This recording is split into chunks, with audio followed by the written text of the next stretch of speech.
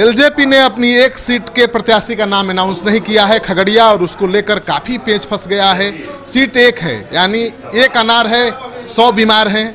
उसी सीट पर सभी प्रत्याशी जोर आजमाइश कर रहे हैं, चाहे किसी दल के हों, जिनको टिकट नहीं मिला अपने दल से उसी सीट को पाने की होड़ में लगे हुए हैं।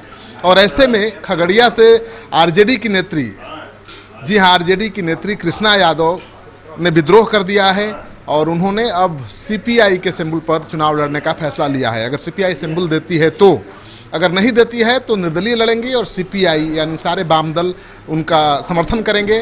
तो वाम दल जो महागठबंधन के साथ चलने वाले थे अब अलग अलग होते दिख रहे हैं, और जो बीजेपी के खिलाफ लड़ाई होनी थी एकजुटता के साथ, वो दिख नहीं रही है। आइए बात करते हैं, यहाँ प्रदेश अध्यक्ष जी हैं, इनसे बात करते हैं। सर, ये लड़ाई बीजेपी के खिलाफ थी, लेकिन लड़ाई तो हो गई वाम दल बनाम आरजेडी। नहीं, बिल्कुल है।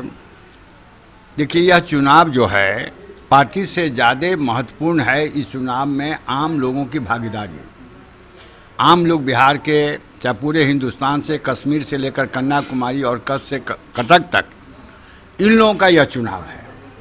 और इन लोगों का चुनाव इसलिए भी है कि इस चुनाव में जो खासकर हाशिए पर पड़े हुए लोग हैं, जिनके सेवियर रहा है भारत का संविधान, लोकतंत्र, आरक्षण, समाजवाद, धर्मनिरपेक्षता, तो ये सभी लोग मतलब हम लोग ऐसे लोग इधर से उधर हो सकते हैं, लेकिन भारत की जो आम आवाम है वह एकजुट होकर के भाजपा के खिलाफ महागठबंधन के नेतृत्व में चुनाव यहाँ की जनता लड़ रही है कहीं भी। और आपको आश्चर्य होगा कि बिहार में जो भी सीट का डिक्लेरेशन होता है, आज राष्ट्रीय जनता दल के 2 सीट का डिक्लेरेशन हुआ, लेकिन हम लोगों ने जो हमारी जो एकजुटता का धर्म है, आइए, एकजुटता का जो धर्म है, उस धर्म के अनुपालन में आज जो हुआ उसमें राष्ट्रीय जनता दल के हम थे, हमारे आलोक मेहता जी थे प्रेस कॉन्फ्रेंस में, भारतीय राष्ट्रीय कांग्रेस के श्री हरखुजाई पूर्व विधायक प्रदेश प्रवक्ता हैं, आरएलएसपी के सत्यानंद प्रसाद डांगी थे जो प्रदेश के महासचिव है, सीपीआई के डॉक्टर राजभूषण चौधरी जी, और हम के बीएल बैसंत्री जी और श्री दानिश रजमान। सीपीआई से आपका भी कंटिन्यू कर रहा है गठबंधन? सीपीआई अभी जो हम लोग का ये जो दल हमने बतलाया है, इन्हीं दलों का महागठबंधन है।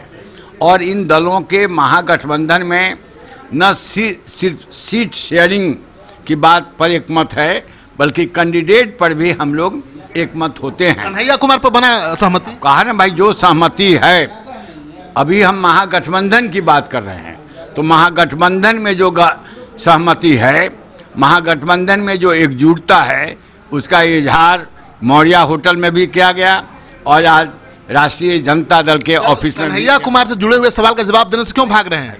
भाई, हम देखिए, हम हैं महागठबंधन के और हम राजद के अध्यक्ष हैं, तो हमको महागठबंधन के दायरा में जो बातें हैं वही हम आपके सामने रखेंगे। महागठबंधन में मुखालफत हो रहा है कन्हैया कुमार का? कहीं हम कहने महागठबंधन में बिल्कुल एकजुटता है।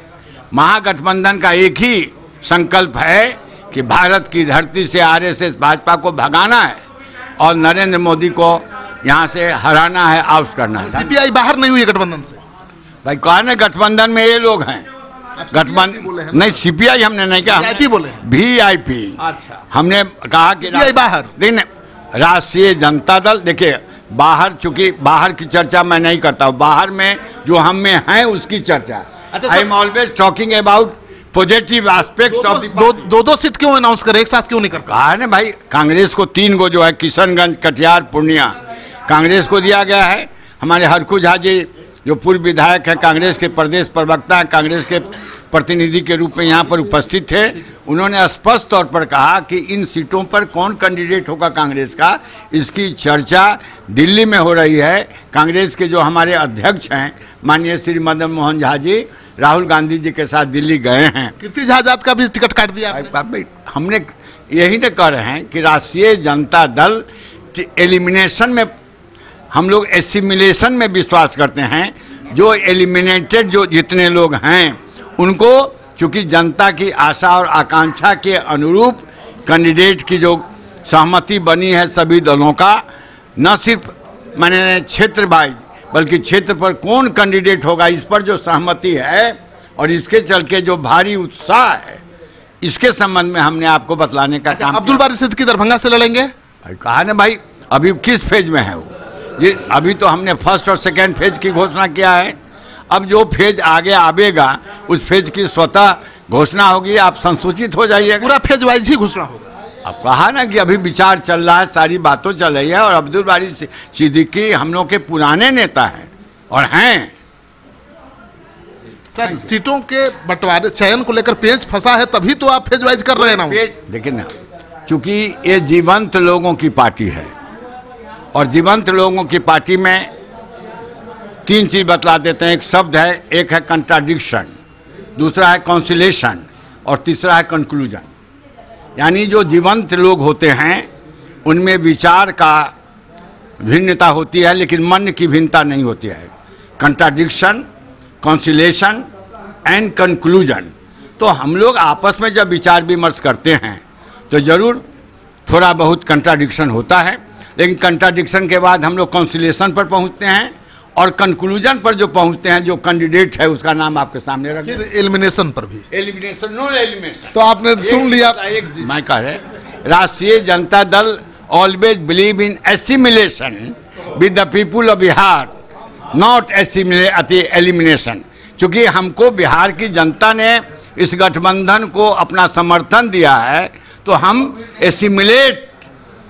एसिमुलेट में विश्वास करते हैं कि सबको कैसे हम एसिमुलेट कर करके आगे जो बड़ी लड़ाई है संविधान को बचाने का, लोकतंत्र को बचाने का, आरक्षण को बचाने का, और ये सारा जो है ताकि गरीबों का मान सम्मान अक्षुण्ण रहे और भारत की not simply the geographical integration rather emotional integration. तो लगता है जो बहुत समझदार लोग होंगे प्रदेश अध्यक्ष का इशारा समझ गए होंगे, लेकिन जो आम वोटर है, जो आम जनता है, शायद ही समझे, क्योंकि उसके सीधे सवाल का सीधा जवाब मिल नहीं रहा है। सवाल कुछ और है, जवाब कुछ और मिल रहा है। थोड़ा समझिए और प्रदेश अध्यक्ष क्या कहना चाहते हैं उस पर विचारिए।